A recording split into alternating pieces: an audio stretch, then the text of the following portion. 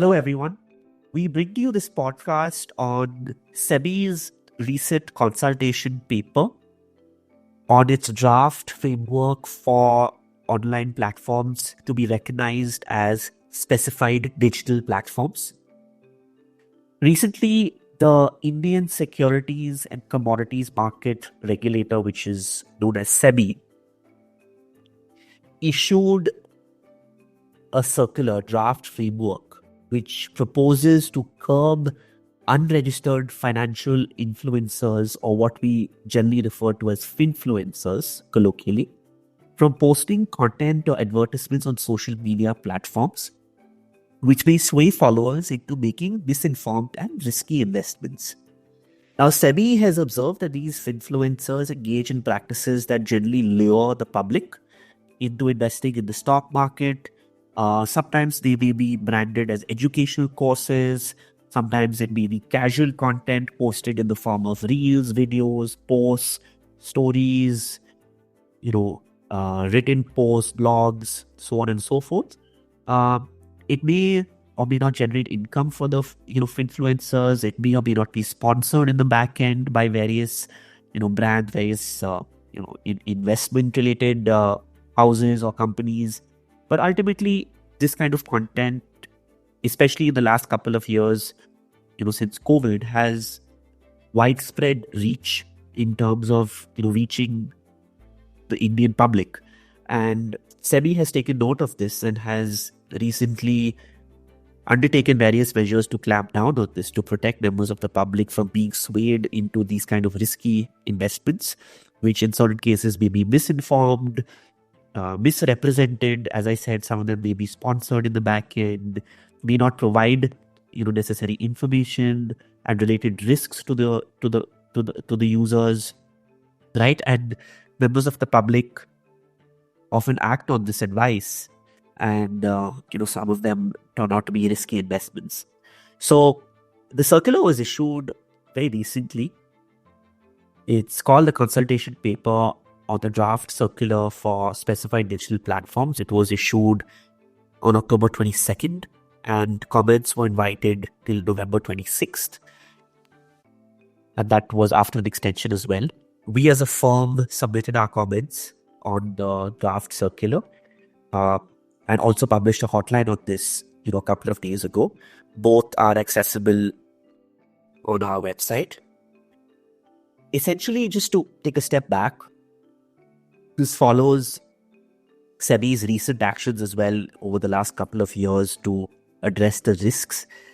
There was, for instance, an earlier consultation paper of Association of SEBI-registered intermediaries or regulated entities with unregistered entities, including influencers. This basically aimed to address the risks posed by unregistered and unauthorized investment advisors and research analysis, what we generally refer to as IAs and RAs, right? Or unregistered influencers who influence investor decisions and promote various forms of securities and investments, often for undisclosed, financial benefits or compensation, right? There's also certain advertisement-related restrictions where the publication of misleading or deceptive testimonials or misleading statements by various individuals are barred from publication. And recently in August, SEBI also amended 3 regulations, with prohibiting, various SEBI-regulated entities like stock exchanges, clearing corporations, registered depositories, agents from associating, with various forms of, unregistered securities advisors, persons generally not authorized to make various claims or advertisements pertaining to investments, so on and so forth. So just, putting it into a capsule, SEBI has clamped down on its own registered entities, regulated entities, as I mentioned, like stock exchanges, clearing corporations, so on and so forth, from associating with these platforms that may promote or host content by unregistered individuals or influencers with financial advice. This is a first we are seeing where SEBI is now acting or enforcing this through the platforms, where it's asking the platforms to implement certain measures, and only if they do so can they come forward and be recognized as an SDP And only if they're an SDP can the actual SEBI regulated entities like the exchanges, clearing corporations, depository agents, and all of that actually associate with the platform for said financial advice, right? There are various issues that arise with this circular. One being a potential conflict with the existing regulatory framework for online platforms and intermediaries, which we'll get into.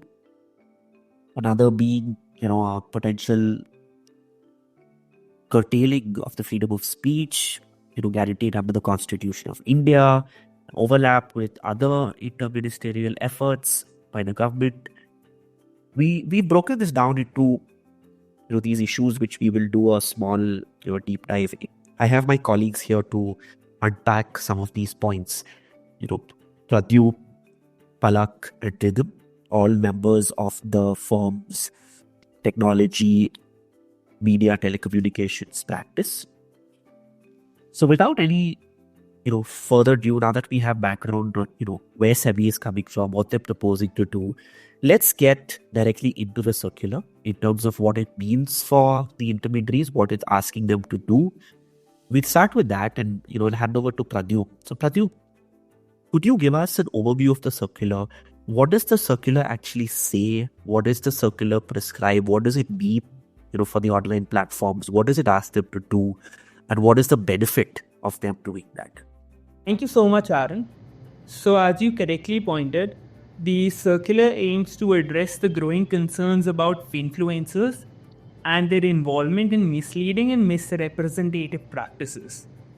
And in order to do so, the circular specifies certain measures and compliance requirement that SDPs must fulfill to get recognition. And only once they get this recognition, they're allowed to establish any sort of association with SEBI regulated entities such as stock exchanges, clearing corporation, deposits, and etc. So the circular envisages a preventive measure and a curative measure. The preventive measure aims to prevent any fraud, impersonation, unauthorized claim, and presence of unregistered entities. And in order to do so, they need to comply with certain prescriptions that are provided within the circular. The first is that they need to establish a policy to share any aggregated or securities related data on the platform with SEBI. The second is that they need to rely on technical tools, specifically AI and machine learning tools, to identify and analyze securities related content on their platform and assess whether they are in violation of SEBI regulations. Third is that they need to implement auto-check mechanisms to verify intermediary or entities recognition with SEBI. Fourth is that they need to create a policy to take action to address fraud, impersonation, unregistered activities. And finally, they need to take strict measures against any form of impersonation of SEBI officials and any regulated entities. In an event where the preventive measures are not able to address the lacuna on the platform, the circular also prescribes curative measures, and the platform need to comply with 3 broad curative measures. The first is that they need to establish a policy and system to analyze any content which is in violation of SEBI's guidelines by using AI and ML tools. Second is that they need to set up a reporting or escalation channel for any unlawful content or advertisement, and this should be accessible to SEBI regulated persons and any platform user.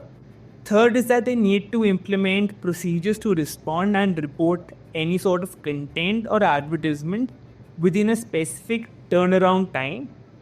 This should be done by either taking down the content, blocking it, preventing it from being further disseminated, and finally, if such a user is continuously sharing and disseminating such content, by blacklisting a repeated offender. Thank you, Pradyumn. That was quite exhaustive. So clearly there are quite a few compliances, both on the preventive and curative side, that have been prescribed for these, so-called SDPs, to take in order to get their status and maintain their status as such platforms. Moving on to Rhythm, we'll now discuss what issues, such measures may bring about, in terms of potential conflict with existing framework. Is it sufficient? Do we already have a regime in place? Is there a potential overlap or conflict, or is everything harmonious? So Rhythm, could you throw some light on this, please? Sure, Aaron. Thank you. So before we delve into some challenges or potential issues that the proposed SDP circular may pose, I want to highlight that it does seek to protect investors, which is a positive step by SEBI. So now one of the main issues with the proposed circular is the significant regulatory overlap. The primary problem that this SDP circular seeks to curb is related to the online content posted on online platforms. So let's keep these two keywords in mind: online content and online platforms. Now, there exist a lot of regulations which, specifically focus on online content as well as these online platforms where such content is posted. I'll just highlight a couple of these for our listeners. So the MIB, which is the Nodal Ministry for Information and Broadcasting, timely issues various advisories advising social media intermediaries, which are essentially online platforms, against the content which has potential to mislead the viewers. Similarly, the Ministry of Electronics and IT, through the IT Act, has brought forth the punishment for cheating by impersonation by using a computer resource. This provision of the IT Act essentially prohibits any content published on social media platforms or online platforms wherein an individual may be personating an IA or an RA and providing financial advice. Through the Intermediary Guidelines 2021, the Ministry of Electronics and IT also specifically regulates online platforms as well as online content. There are other ministries such as the Ministry of Home Affairs, which have also issued advisories warning against fake, stock market investment related applications and platforms. And these advisories also focus on spreading awareness about content related to financial advice. In addition to this, the misleading ad guidelines issued under Consumer Protection Act regulate online content as they provide detailed requirements for advertisements which may be posted on social media platforms. While there are some other regulations I could talk about, I will just quickly touch upon the primary criminal law in India and move on. So even the Bharatiya Nyaya Sanhita prohibits acts such as personation and cheating, in turn prohibiting publishing online content on online platforms, where individuals may be posting financial advice by pretending to be IAs and RAs. So in light of this significant regulatory overlap, there is a huge possibility that the implementation of the SDP circular would lead to confusion about which law or regulatory body takes precedence, in turn leading to compliance challenges for the specified digital platforms. Now, moving on, another challenge that may be posed could be posed due to mandatory use of AI and machine learning tools, which has been provided in the circular as part of preventive measures. Now, while AI can be incredibly powerful, we know it is not perfect yet. So these AI tools and systems can produce errors or lead to technical limitations, often requiring human intervention. So this mandatory reliance on these AI tools and systems may pose further challenges for platforms, and content analysis and monitoring may end up becoming more cumbersome because of this. Further, keeping in mind smaller entities with limited resources, I think it is important to note that it may not be practically and financially feasible for such entities to deploy these AI and machine learning tools on their platforms. In addition to this, one of the issues is the lack of clarity on the scope and meaning of the term specified digital platform in the circular. So the SDP circular does not define any thresholds for, which entities could qualify to be an SDP. And without this clarity, all platforms, regardless of their scale, size, number of users, and available resources, are lumped together under the same set of obligations. These mandatory obligations proposed by the circular might pose to be disproportionate for some smaller platforms with limited reach and visibility, as the level of harm caused may not be as high when content is posted on a smaller platform compared to the level of harm that the wrongful content posted on bigger platforms can potentially cause. Now, while we know that there are a few issues, we also know that investor protection is absolutely crucial. Hence, I would like to highlight again that the existing laws do not specifically seek to address misinformation related to securities market, and the circular does try to fill that gap. In light of the potential roadblocks which are highlighted that may be caused due to the SDP circular, one way forward could be for SEBI to collaborate with other relevant regulatory bodies to come up with a harmonized framework. This way, the issues about misinformation related to securities market can be addressed without overwhelming the platforms with overlapping compliance requirements or encouraging them to over-censor. Thanks for that, Pradyumn. So clearly, there is some bit of friction that is created, with this proposed framework for the platforms to be recognized as SDPs with SEBI. We already have various initiatives and efforts by certain other industry regulators. We have certain jurisprudence on intermediary liability and safe harbor protection in terms of the role that they could perform and certain, limits or boundaries that they should not overstep. So there could be there is potential friction with these established principles and framework. Moving on to Palak, let's deep dive a little more into what is, the current legal framework, for the intermediary platforms, right? For instance, let's start with what is an intermediary? What is the role of an intermediary? What is the existing legal framework for an intermediary under the information technology laws? Right? And when can an intermediary claim safe harbor protection, which is essentially protection against liability for content that is hosted or transmitted through the intermediary platform? So let's unpack, this framework which is in existence for intermediaries and where there could be a potential conflict that the proposed SEBI STP circular brings about. That's right, Aaron. There is a certain amount of limitation within which an intermediary can function.